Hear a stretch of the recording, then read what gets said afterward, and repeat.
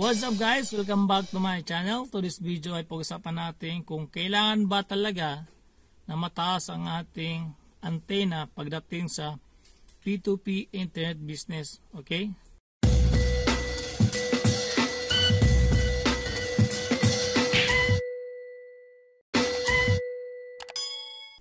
Kasi guys, pag sinasabi natin guys na P2P internet business o P2P internet o point-to-point internet, ang una pumapasok sa utak natin guys ay kailangan natin mag-invest na matataas na tower or pool. Bali guys, depende kasi yan guys. Kung target na guys ay malayo, lampas 1 kilometer o 3 kilometer, kailangan talaga na may kataasan yung antena na gagamitin natin. Bakit? Kasi guys, kung medyo malayo yung area na pagtatapunan natin ng internet connection, kailangan kasi natin malampasan yung mga bahay na dadaanan ng ating internet connection, pati na rin yung mga puno, para meron siyang line of sight. Okay? Anong line of sight guys? Ang line of sight guys ay kailangan magkakitaan yung dalawang antena. Kumbaga magkasilipan yung dalawang antena. Okay?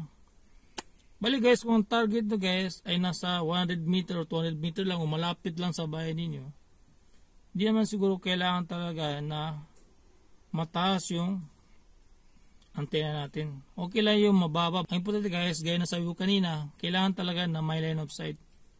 Magkakita yung dalawang antena, ay okay na yun.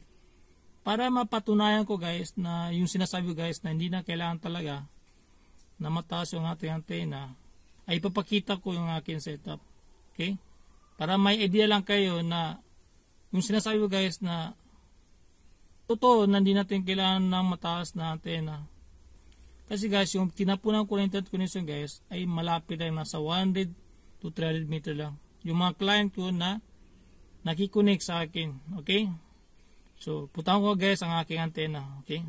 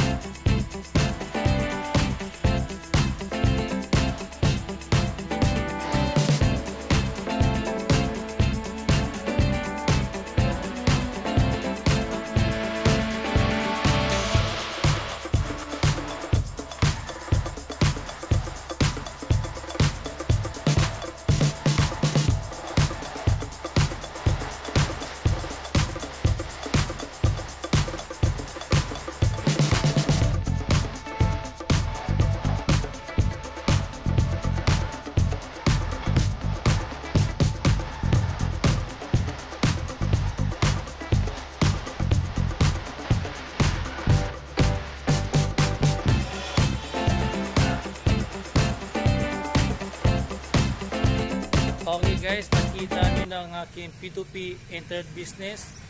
Bali, napansin na guys na hindi ganun kataasan ang aking mga client, yung kanilang antena, hindi ganun kataasan. Kaya ulit yun guys, yung taas ng ating tower or pool para sa ating P2P business ay nakadepende sa client ninyo or target ninyo. Kasi yung sa akin guys ay malalapit lang, nasa 200 to 300 meter lang, kaya di ko kailangan talaga na mataas na pool or tower. Ang ganito lang guys na. Thank you for watching.